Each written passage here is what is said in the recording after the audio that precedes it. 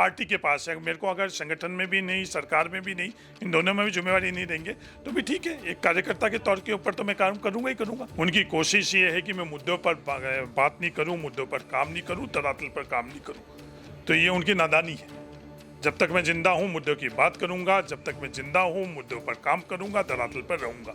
हेमाराम जी के संदर्भ में किया तो हेमाराम जी से आप बात कर लो। और जब पंजाब के संदर्भ में उन्होंने ये बात करा तो वहाँ पंजाब जाकर वो जो उनसे जुड़े हुए वो बात कर लें। नमस्कार साथियों, आप देख रहे हैं राजस्थान तक। मैं दिनेश वोहरा। इस समय राजस्थान सरकार के राजस्व मंत्री हरीश चौधरी दिल्ली से लौटे हैं और एक कार्यक्रम में बाड़मेर जिला मुख्यालय पर पहुंचे हैं। हम उनसे जानते हैं क्योंकि इन दिनों उन पर बहुत सारे आरोप लग रहे हैं और पिछले एक महीने भर से लग रहे हैं और उनका जवाब भी वो दे रहे हैं। सर, दिल्ली में अचानक ही जाना पड़ा, 4 दिन का दौरा था, सब कुछ ठीक ठाक तो है? नहीं, दिल्ली में बिल्कुल ठीक ठाक है। दिल्ली के अंदर मैं संगठन के संदर्भ में गया था और मैं जाकर और वापस लौट आया। क्या कुछ मुलाकात हुई? राहुल गांधी से मुलाकात हुई? नहीं, मेरी मुलाकात संगठन के अंदर हुई।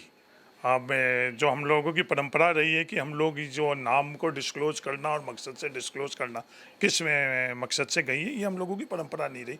जब आपके आंतरिक बैठक होती है तो वो आंतरिक बैठक होती है।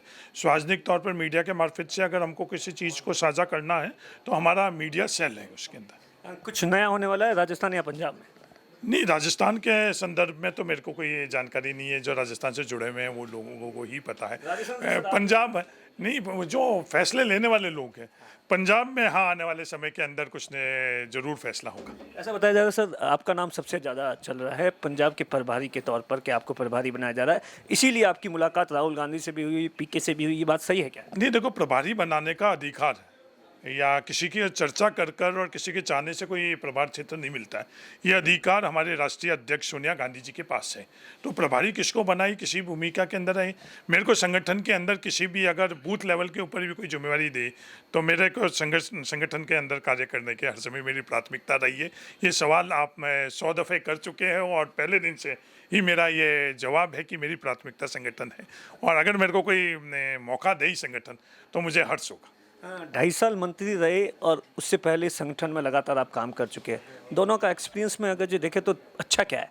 नहीं, देखो, मैं 7 साल तक तो पंजाब के प्रभारी के तौर के ऊपर कार्य किया और 89 से मैं लगातार संगठन के अंदर NSUI, youth Congress, PCC, AICC। तो जब मैं कह रहा हूँ कि मेरी रुचि संगठन के अंदर है तो अपने आप ही मेरी प्राथमिकता ही उस जवाब से आपको पता चल जाएगी। मतलब संकेत साफ है कि आप संगठन में जाना चाहते हैं? नहीं, मेरा पास ये अधिकार नहीं, अधिकार हमारे पार्टी के पास है। मेरे को अगर संगठन में भी नहीं, सरकार में भी नहीं, इन दोनों में भी जिम्मेवारी नहीं देंगे तो भी ठीक है। एक कार्यकर्ता के तौर के ऊपर तो मैं काम करूंगा ही करूंगा। यह अधिकार हमारे पार्टी को है। सर, जो आरोप लग रहे हैं लगातार, अभी 2 दिन पहले ही जो कमलेश प्रजापति के परिवार या उनके समाज के लोगों ने लगाया, उन आरोपों में कितनी सच्चाई है? देखो, पृष्ठभूमि के क्या है इस पूरे प्रकरण की, उसमें जाने की आवश्यकता है। ये पृष्ठभूमि का आधार क्या है कि इनकी कोशिश ये है, जो भी मैं जिनको पावर ब्रोकर कहता हूँ, उनकी कोशिश ये है कि मैं मुद्दों पर बात नहीं करूँ, मुद्दों पर काम नहीं करूँ, तरातल पर काम नहीं करूँ। तो ये उनकी नादानी है। जब तक मैं जिंदा हूँ मुद्दों की बात करूँगा, जब तक मैं जिंदा हूँ मुद्दों पर काम करूँगा, तरातल पर रहूँगा। उनको इससे कोई भी परेशानी हुई तो वो राजनीतिक तौर के ऊपर आइडिया, आइडियोलॉजी और काम के मुकाबले करें। विवाद कर और छवि बिगाड़ने के उनके पहले भी प्रयास किए थे। पहला जब मैंने लोकसभा का चुनाव लड़ा उस वक्त भी उन्होंने ऐसे के ऐसे विवाद किए। और ये 1 महीने से विवाद क्यों कर रहे हैं? इस विवाद करने के पीछे उनकी मंशा क्या है? आज लगातार ये विवाद कर रहे हैं। और विवाद कौन कर रहा है? कुछ कुछ लोग तो अभी सामने आई हैं और उनके पीछे कौन है वो सब दुनिया जानती है। जो भी आरोप लगा रहे हैं, इन्होंने अगर सामरा में अस्पताल का आरोप लगाया, वहाँ जाकर पता कर लो कि उस खसरे में था या नहीं था। हेमाराम जी के संदर्भ में किया तो हेमाराम जी से आप बात कर लो।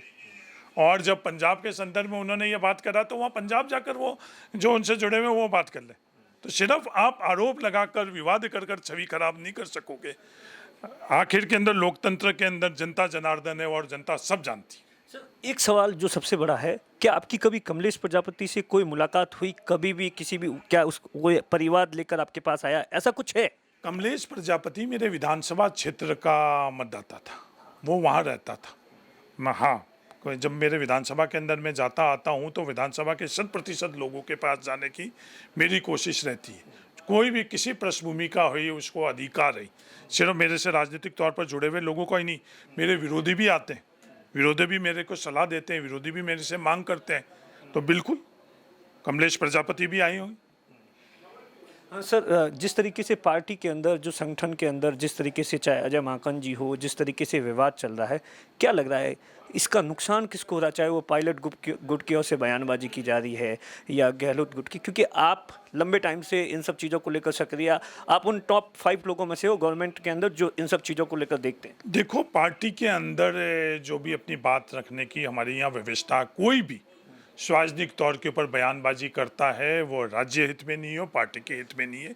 ये मेरा सोच है और ये मैं लगातार कहते आ रहा हूँ। हमारे यहाँ व्यवस्था है, कोई भी बात हुई, कोई असहमति हुई तो आप पार्टी के अंदर बात करो, हमारे प्रदेशाध्यक्ष से करो, मुख्यमंत्री जी से करो, प्रभारी अजय माकन जी से करो, प्रभारी महासचिव केसी वेणुगोपाल से करो, या राष्ट्रीय अध्यक्ष तक करो। सहमति होना हर किसी के अंदर, ये कांग्रेस की परंपरा ही नहीं। नेहरू जी, सरदार पटेल, गांधी जी, इनके बीच में भी चर्चा के अंदर असहमति रही। इतिहास हम लोगों का यह है कि पर वो आंतरिक तौर के ऊपर आपस में चर्चा होती है, आंतरिक तौर पर व्यवस्था है फैसला करने का। सरदार पटेल और नेहरू जी दोनों राष्ट्रीय अध्यक्ष के दौर में थे। जैसे ही पार्टी ने फैसला किया कि राष्ट्रीय अध्यक्ष से जवाहरलाल नेहरू जी को बनाना, आज़ादी के बिल्कुल तत्कालीन पहले, सरदार पटेल उस क्षण से ही उनके साथ कंधे से कंधे, कदम से कदम मिलाकर करा, किसी प्रकार का विवाद नहीं। तो कांग्रेस की परंपरा ये, कांग्रेस सत्ता प्राप्ति के लिए नहीं बनी हुई संगठन है। सर, इस बात में कितनी सच्चाई है कि आपने अजय माकन को साफ तौर पर बोल दिया है कि बाड़मेर से हेमाराम जी को मंत्री बनाया जाए, अब मैं इस्तीफा देकर संगठन में जाने के लिए तैयार, इस बात में कोई सच्चाई है?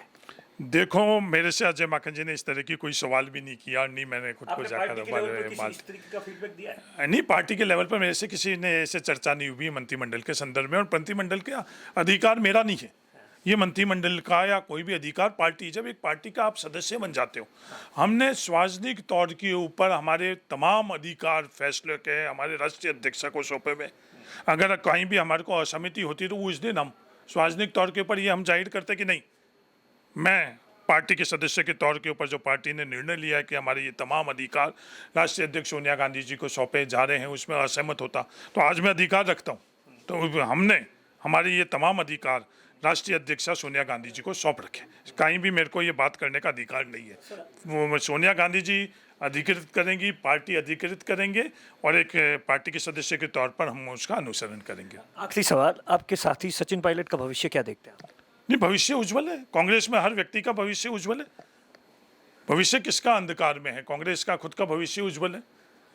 ये हरीश चौधरी, जिनका साफ तौर पर कहना है कि पार्टी में संगठन में जाने की मेरी इच्छा पहले से थी और इन सब चीज़ों को लेकर उन्होंने साफ तौर पर संकेत दिए। दिनेश बोहरा, बाड़मेर, राजस्थान तक।